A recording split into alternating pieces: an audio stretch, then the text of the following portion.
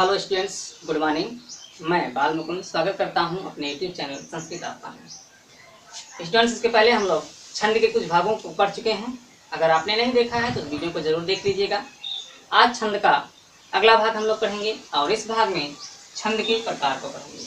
छंद के प्रकार को पढ़ने से पहले आपको हमने छंद के अंगों को पढ़ाया है, तो छंद के अंगों को जरूर आप देख लीजिएगा वीडियो, क्योंकि वो मेन जड़ है, वह नींव है छंद की।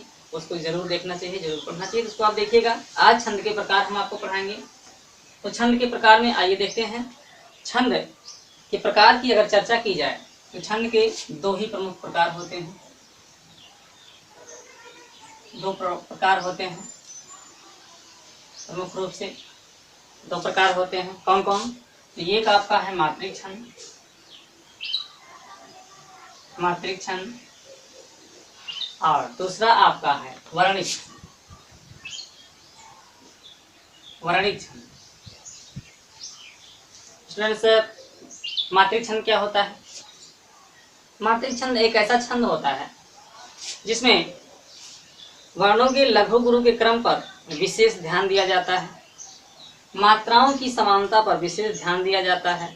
प्रत्येक चरणों में मात्राओं की समानता किस प्रकार होनी चाहिए, इस पर विशेष ध्यान दिया जाता है। वह होता है मात्रिक छंद, जिसमें लघु गुरु का नियत क्रम होता है, उसे ही मात्रिक छंद कहते हैं। बात करते हैं वर्णिक छंद के बारे में। तो वर्णिक छंद में गुरु लघु के क्रम पर ध्यान नहीं दिया जाता है, बल्कि इसमें वर्णों की संख्या पर ध्यान दिया जाता है।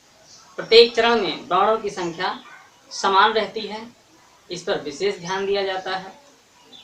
और इसमें गणों की व्यवस्था होती है। जैसे कई बार क्वेश्चन पूछा गया है कि गण किस प्रकार के छंदों में लागू होता है, तो गण वर्णिक छंदों में ही लागू होता है। इसमें वर्णों की व्यवस्था होती है, वर्णों की गणना पर ध्यान दिया जाता है, मात्राओं की गणना पर ध्यान नहीं दिया जाता है।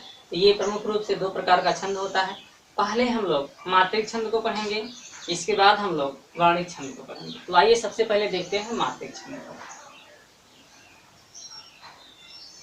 मात्रिक छंद। मात्रिक छंद, तो मात्रिक छंद कुल मिला के तीन प्रकार का होता है। तीन प्रकार का होता है। तीन प्रकार का होता है। तीन प्रकार का होता है। कौन कौन? तो इसके पहले उस प्रकार के बारे में हमने विशेष रूप से एक वीडियो बनाया है, नहीं देखा है अगर आपने तो उसको देख लीजिएगा। इसका तीन प्रकार होता है। एक है सम छंद, सम मात्रिक छंद। सम मात्रिक छंद। दूसरा है विषम मात्रिक छंद। और तीसरा है अर्धसम मात्रिक छंद।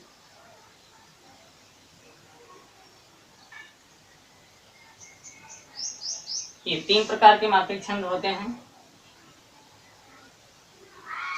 एक है आपका सम मात्रिक छंद, एक है आपका विषम और एक है आपका अर्धसम। तीनों को विस्तार से हमने एक वीडियो में पढ़ाया है, उसको जरूर देख लीजिएगा।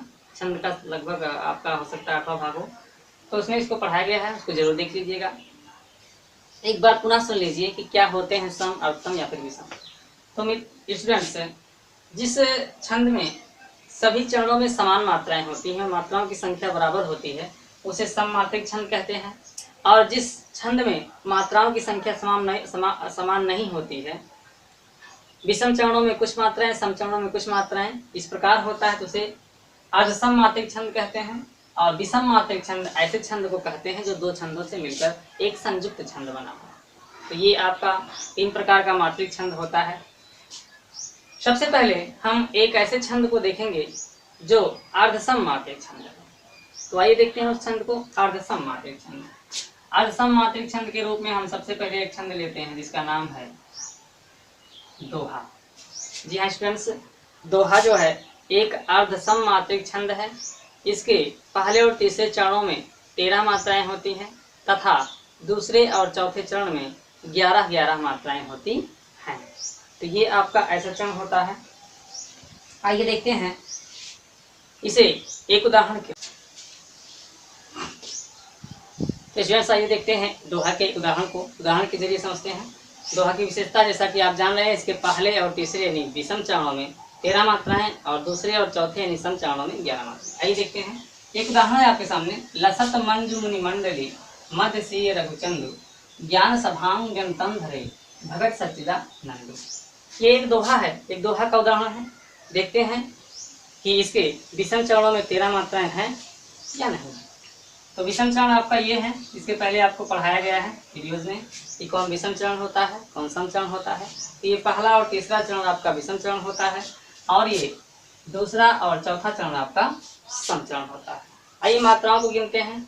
लघु एवं गुरु के नियम में आपको मात्राओं को गिनना सिखाया गया है, उस वीडियो को जरूर देख लीजिएगा। तो देखिए, यहाँ छोटा है एक मात्रा, यहाँ एक मात्रा, यहाँ एक मात्रा, लसत में हो गया।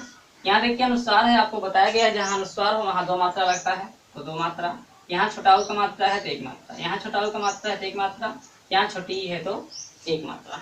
यहाँ देखिए स्टूडेंट्स, आधा अक्षर है, आपको हमने बताया है जहाँ आधा अक्षर हो उसके पहले का अक्षर दीर्घ होता है, तो माँ पे हम दीर्घ लगाते हैं। यहाँ छोटा है तो 1, यहाँ बड़ी ई है तो दीर्घ होता है। आगे चलते हैं, आधा अक्षर है तो इस पे दीर्घ हो जाएगा।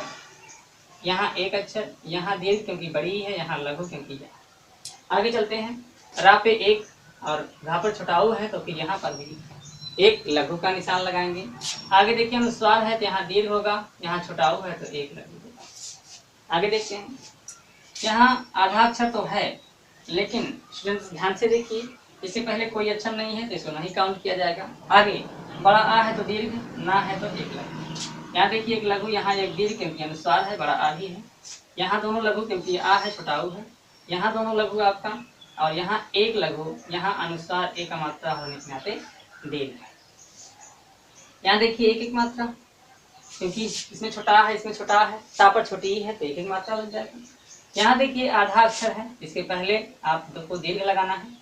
यहाँ छोटी है तो 1 लघु, यहाँ बड़ा आ है तो 1 दीर्घ, और यहाँ आधा अक्षर इसके पहले वाले को आपको दीर्घ लगाना है। यहाँ छोटा उ है तो फिर 1 मात्रा लगाना है। स्टूडेंट्स, ये मात्रा लगाने के बाद हम सभी मात्राओं को काउंट करते हैं, जोड़ते हैं। देखिए ध्यान से, 1 2 3 2 5 5 2 7 7 1 8 8 2 10 10 1 11 और 11 2 13।